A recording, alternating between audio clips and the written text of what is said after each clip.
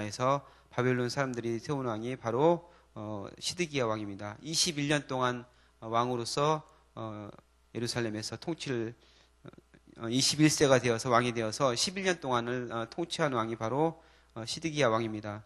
이 시드기야 왕은 애굽과 바벨론 사이에서 줄타기를 했는데 처음에는 바벨론을 섬기다가 나중에 이제 애굽으로 이제 갈아타게 된 것이죠. 그 바벨론이 애굽과 전쟁을 벌였는데 거기서 뚜렷한 성과를 내지 못하는 것을 보고서 애굽에게 의지를 하면은 뭔가 희망이 보이겠다 해서 애굽을 의지하게 됐는데 그것이 결정적인 그 시드기야 왕의 실책이 되는 것이죠. 그것으로 인해서 예루살렘이 멸망을 당하고 유다가 멸망하게 된 그런 빌미를 제공하게 된 것이죠.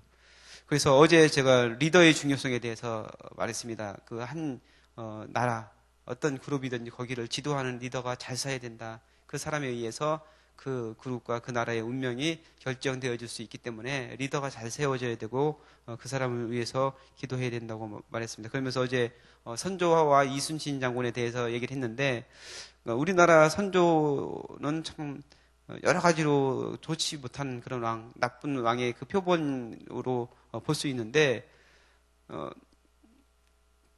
이순신 장군이 다시 이제 복귀를 하게 되죠. 백의종군으로 복귀를 하게 됐는데 어쨌든 이순신 장군이 그 상군 수군 통제사로 이제 복귀를 해서 군을 다시 수습해서 어떻게든지 나라를 다시 그 전쟁 상황 가운데서 전세를 역전하려고 노력을 하고 있었습니다. 그래서 수군이 다시 이순신 장군의 노력으로 좀 모여지고 많은 수군들을 훈련하고 그 다음에 이제 배도 7천량 해전에서 거의 점령을 했지만 12척의 배가 있었기 때문에 다시 한번 회복하려고 준비를 하고 있었는데 왕이 이순신 장군에게 그 명령을 내리는 거예요. 수군 필요 없다. 이제 육군으로 들어가라. 그 권율 장군이 있는 그 육군으로 들어가서 수군은 아무래도 안 될 것 같으니까 지금 배에 고고 가지고는 안 될 것 같으니까 합류하고 수군은 포기해라. 이렇게 명령을 하는 거예요. 그러니까 왕에 대해서 전체적인 그 정세를 잘 판단하고 어떻게 하면 나라가 다시 회복되어지고 이 전쟁 가운데서 전세를 역전할 수 있을까 거기에 대해서 생각을 해야 되고 잘 전세를 판단을 해야 되는데 하는 행동마다 모두 이제 바둑으로 말하면 악수를 드는 거예요. 그래서 그 수군을 포기하고 육군으로 가라고 하니까 그 이순신 장군이 장계 왕에게 올리는 그런 편지를 쓰잖아요. 그 유명한 편지를 쓰는데 신에게는 아직 12척의 배가 있습니다. 이렇게 얘기하면서 저들도 내 목숨이 이순신이라는 사람의 목숨이 살아있는 한 우리를 함부로 하지는 못할 것입니다. 이렇게 얘기를 하잖아요. 그래서 다시 그러면은 그대로 있어라 명령을 해서 그 이후에 이제 명량해전이라는 정말 그 세계적인 그런 해전으로 전세를 완전히 그 역전하게 되죠. 그래서 일본은 우리나라 육로를 거쳐서 왜군들이 그러니까 점령을 하고 그다음에 수로를 거쳐서 그 식량을 보급하는 그런 계획을 세웠었는데 번번이 이순신에게 맡기게 되고 마지막에 그 명량을 통해서 힘이 완전히 꺾이게 되는 그런 전세가 되는 것이죠. 그래서 그 리더로서 그런 판단은 어떻게 하면 나라가 살 수 있는지 그런 것들을 잘 해야 되는데 결정적으로 그런 것을 못하고 오히려 그 이순신 장군이 그런 역할을 했던 것을 볼 수가 있습니다. 그래서 이제 오늘 시드기야 왕도 보면은 그 어떻게든지 백성을 살리고 정말 희망이 없다면 나라가 이대로 일어설 수 없고 희망이 없다면 어떻게든지 백성들을 살릴 수 있는 그 판단을 하고 그 행동을 했어야 되는데 그렇게 하지 못했습니다.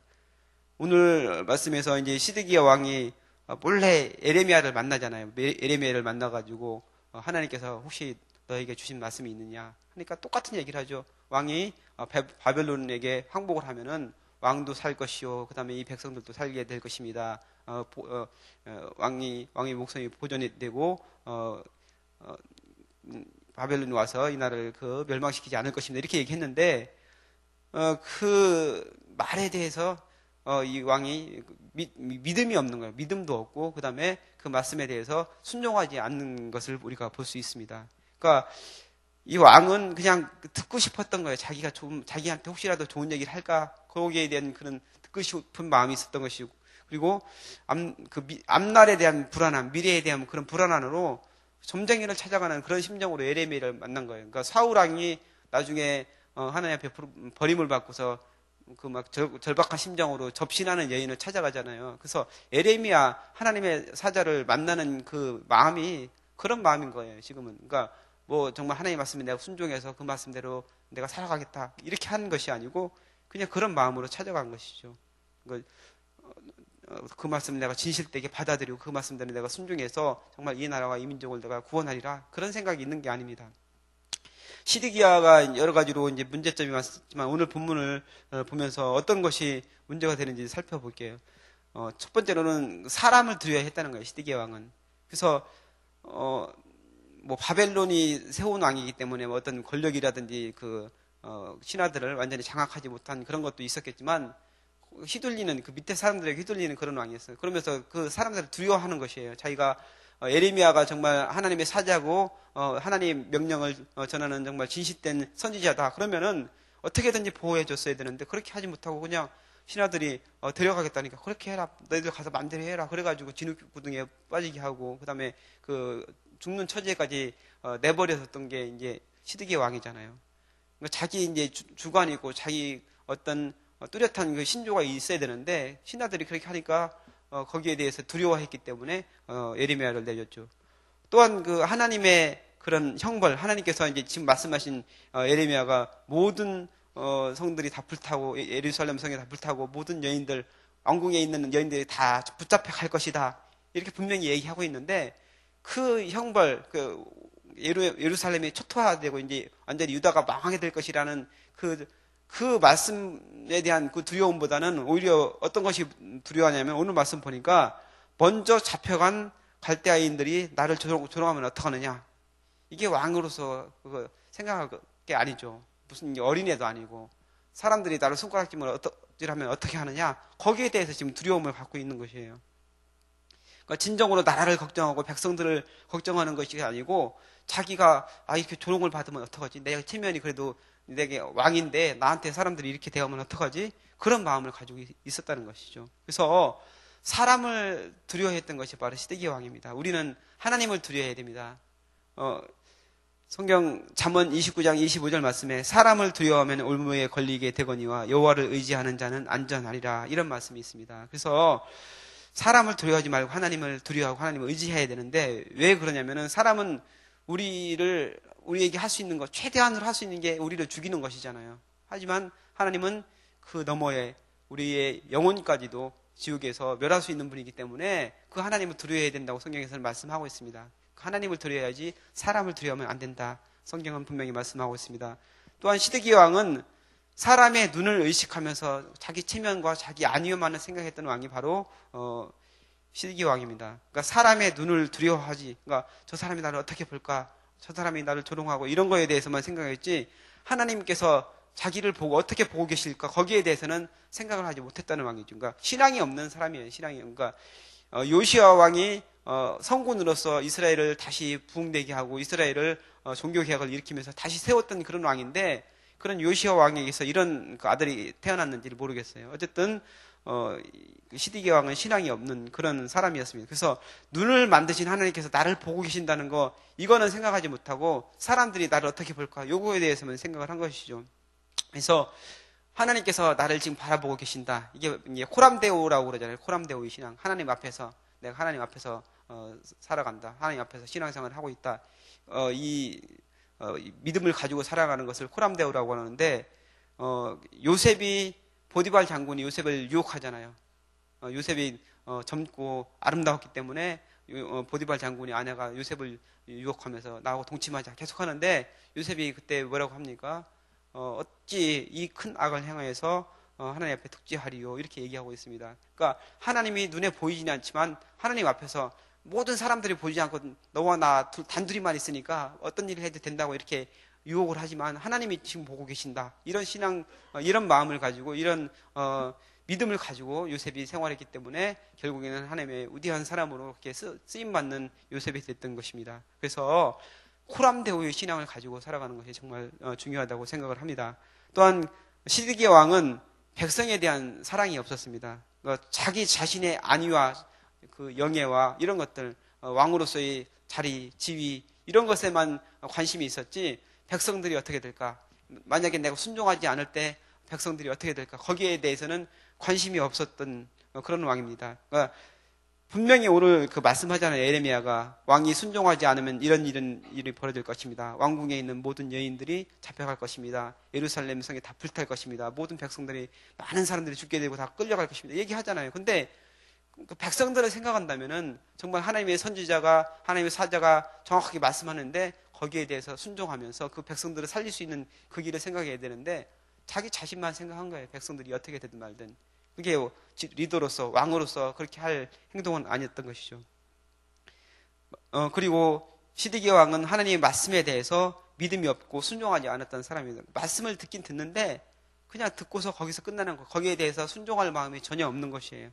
예수님께서 씨 뿌리는 비유를 하면서 밭에 대해서 얘기하잖아요. 그래서 가시밭에 대해서 나오고 가시밭에 씨가 가시밭에 떨어지면은 씨가 처음에는 자라는데 그 다음에는 크지 못하잖아요. 왜 크지 못합니까? 가시가 찔리기 때문에 성장하지 못하고 거기서 이제 마는 것이죠. 그래서 많은 사람들이 믿음을 가지고 하나님 말씀에 순종하면서 내가 하늘로서 내리는 그 복을 받으리라. 내가 하나님께 헌신하며 하나님 말씀대로 사는 그런 사람이 되어야 되지. 결심을 하는데 세상에서 오는 그런 염려들, 물질적인 어려움들, 여러 가지 뭐 고난들 이런 것이 오면은 거기에 대해서 순종하지 못하고 그냥 포기하고 마는 경우들을 많이 볼 수 있습니다. 많은 사람들, 지금 현대를 살아가는 많은 그리스도인들이 그렇지 않은가 생각됩니다. 많은 사람들이 하나님의 말씀을 듣고 거기에 순종을 해야 복을 받고 그 말씀대로 살아야 하나님께서 하늘로서 복을 내려주는데 세상의 염려, 어떤 그 욕심들 이런 것이 우리를 믿음이 성장하지 못하게 하는 그런 것을 볼 수가 있습니다. 내가 복음이라는 말이 있어요. 내가 복음 들어보셨어요? 내가 복음은 복음서에서 내가 좋아하는 구절만 뽑은 걸 내가 복음이라고. 그러니까 마태복음, 마가복음, 누가복음, 요한복음, 그다음에 내가 복음 이렇게 있지 않은데 이제 내가 복음이라고 만든 거예요. 그래서 복음서에서 은혜가 되는 말씀만 줄치는 거예요. 하나님께서 나를 사랑하신다. 그래, 그 말씀이 은혜 받고 그다음에 수고하고 무거운 짐진 자들아 모두 다 내게로 오라. 내가 너희를 쉬게 하리라. 은혜가 된다. 뭐 나의 힘들고 세상에서 괴롭고 힘들 때는 그 자기가 미쳐치고 평소에 암송하는 그 구절을 들으면서 은혜를 받는 거예요. 근데 그 말씀만 예수님께서 그런 말씀을 하신 게 아니잖아요. 우리에게 도전을 주는 말씀 하셨잖아요. 내 이웃을 내 몸과 같이 사랑하라. 뭐 그다음에 죽도록 충성하라. 뭐 이런 말씀을 하셨잖아요. 근데 그런 말씀은 잘 이제 없는 거로 생각을 하는 거 있지만 나하고는 상관이 없는 말씀으로 생각하는 거예요. 많은 사람들이 그런 식으로 신앙생활을 하고 있다는 것이죠. 내가 복음을 만들어가지고 내가 좋아하는 말씀, 내가 듣기 원하는 말씀만 들으려고 하고 하나님께서 나에게 원하시는 것, 나에게 순종을 원하시는 그 말씀은 우리가 관심을 기울이지 않는다는 것이죠. 그래서 내가 복음, 뭐 나는 그렇지 않겠지, 나는 그렇지 않다고 생각을 하지만 저를 비롯해서 많은 사람들이 그런 식으로 신앙생활을 하고 있는 것이 우리의 현실입니다. 그래서 하나님께서 나에게 원하시는 것, 그러니까 내가 하나님 앞에서 말씀에 순종해서 내가 하나님을 위해서 어떤 것을 할까? 하나님께서 나에게 어떤 것을 원하실까? 그거에 대해서 관심을 가지면서 하나님 말씀을 봐야 됩니다. 묵상할 때도 마찬가지인데 힘들고 어려운 거, 내가 힘들고 어려운데 하나님께서 나에게 위로의 말씀을 주실까? 그럴 때도 많이 있지만 내가 어떻게 이 말씀 앞에 순종해서 하나님의 사람으로서 하나님 나라와 그 영광을 위해서 헌신할까? 거기에 대한 그런 마음이 있어야 됩니다. 결론적으로 이제 오늘 시드기야 왕을 마지막 결론 어떻게 되는지에 대해서 말씀하면서 말씀 마무리하고자 합니다. 시드기야 왕이 오늘 사람의 눈, 사람의 그런 조롱 이런 것을 두려워하면서 사람의 눈을 의식했잖아요. 근데 하나님께서는 그 사람의 눈을 의식하고 사람의 조롱을 두려워했던 그 시드기야 왕이 어떻게 되게 합니까? 그 뒤에 장에 보면은 나오지만 시드기야 왕이 그 눈, 그 사람의 눈을 두려워했던 그 눈으로 자기 아들이 죽게 되는 것을 보게 됩니다. 그리고 그 자기 아들이 죽게 된 것을 본 이후에 그 눈이 뽑히게 됩니다. 바벨론이 쳐들어와서 두 눈을 뽑고 바벨론으로 끌려가서 거기서 아주 비참한 말들을 맡게 됩니다. 하나님 말씀에 순종하지 않고 자기 자신만 생각했던 그 시드기야의 말로가 그렇게 되었다는 것이죠. 또한 오늘 말씀에서 보면은 갈대아 사람이 나를 잡아서 먼저 항복했던 그런 유다에게 나를 넘길 것이다. 이렇게 얘기를 하잖아요. 근데 에레미야가 그렇지 않을 것입니다. 왕이 순종만 하면은 그들이 왕을 그렇게 넘기지 않고 살려줄 것입니다. 이렇게 얘기하고 있는데, 먼저 잡혀갔던 그 시드기야 왕 앞에 있었던 여호야긴 왕은 잡혀갔지만 나중에는 복직이 됩니다. 그 자리에서 복권이 되어가지고 바벨론 왕의 그 자리에서 그 밥을 같이 먹는 그런 위치에까지 올라가게 됩니다. 그러니까 자기 자신에 대해서 그렇게 염려하고 하나님의 말씀에 불순종했는데, 그 하나님께서는 그 분명하게 약속하신 대로 그것을 여호야긴 왕에게 베풀어 주시는 것을 우리는 볼 수가 있습니다. 그래서 하나님께서는 우리가 말한 대로, 우리가 행동한 대로 갚아주시는 그 하나님이라는 사실을 믿으시기 바랍니다. 오늘 그 시드기야 유다의 마지막 왕이 어떻게 행동했는지에 대해서 같이 살펴보면서 우리가 하나님의 말씀에 순종해야 된다. 또한 사람을 두려워하지 말아야 된다. 사람의 눈을 의식하지 말고 하나님 앞에서 호람대오의 신앙을 가지고 살아가야 된다. 이렇게 말씀했는데, 여러분 그 말씀이 오늘 하루를 살아가는 여러분에게 힘이 되고 능력이 되는 말씀이 되기를 주님의 이름으로 축복합니다. 기도하겠습니다. 하나님, 유다의 마지막 왕 시드기야 왕이 정말 백성을 생각하고 하나님의 말씀에 순종하는 그런 왕이었더라면 유다가 이렇게 비참한 말을 맞지는 않았을 텐데, 그 행동으로 말미암아서 여러 가지 정말 힘든 일을 당했던 것을 우리가 같이 살펴보았습니다. 하나님, 우리가 말씀 앞에 겸허히 순종하게 하시고 주님께서 말씀하실 때 그 말씀대로 살아갈 수 있는 믿음을 허락하여 주시길 원합니다. 또한 우리가 코람데오의 신앙으로 이 세상을 살아가서 어디 있든지 주님과 동행하며 주님 앞에서 살아간다는 그런 믿음을 가지고 살아갈 수 있는 저희들 되어 있도록 주님께서 축복하여 주옵소서. 감사드리며 예수님의 이름으로 기도합나이다. 아멘. 네, 오늘 공동기도문 말씀 3운동 온세계 선교입니다. 성경의 중심 가르침 말씀 3운동 온세계 선교의 비전은 주님이 말씀 3 공동체 성락 성결교회에 주신 명령임을 믿습니다. 이 소명을 사명으로 받아 순명하여 이르도록 우리를 이끌어 주옵소서.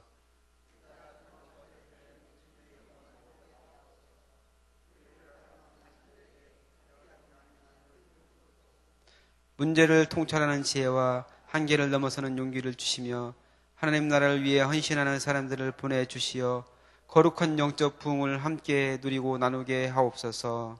아멘. 주기도문 하시겠습니다. 하늘에 계신 우리 아버지, 아버지의 이름을 거룩하게 하시며 아버지의 나라가 오게 하시며 아버지의 뜻이 하늘에서와 같이 땅에서도 이루어지게 하소서. 오늘 우리에게 일용할 양식을 주시고 우리가 우리에게 잘못한 사람을 용서하여 준 것 같이 우리 죄를 용서하여 주시고 우리를 시험에 빠지지 않게 하시고 악에서 구하소서. 나라와 권능과 영광이 영원히 아버지의 것입니다. 아멘. 네, 기도 제목 나누겠습니다. 지금 들은 말씀이 내 삶으로 이어지게 하옵소서. 말씀 3운동 온세계 선교의 비전이 구체적으로 진행되게 하소서. 오늘 진행되는 금요심의 기도회를 축복하셔서 충만한 은혜로 채워주소서. 구역예배 모임이 풍성하게 하시고 교회 안에 작은 교회로 역동적으로 움직이게 하소서. 다음 주간 진행될 말씀 사경회를 통해 은혜를 더하여 주소서. 교구별 VIP 초청잔치 위에 은혜를 더하시고 예배된 영혼들이 구원받게 하소서. 수험생과 진학 취업을 위해 준비하는 이들 축복하여 주소서. 오늘 그 명단이 나와 있는데 그 명단을 보시면서 같이 기도하시고 또한 여러분 가지고 나오신 기도의 소원을 주님께 아뢰신 후에 자유롭게 돌아가시기 바랍니다. 기도하겠습니다.